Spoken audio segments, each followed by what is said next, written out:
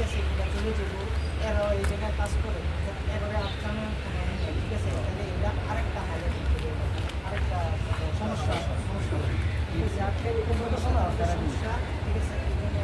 আছে এরা সেটেল করবো আছে এরা সেটেল যাওয়ার দরকার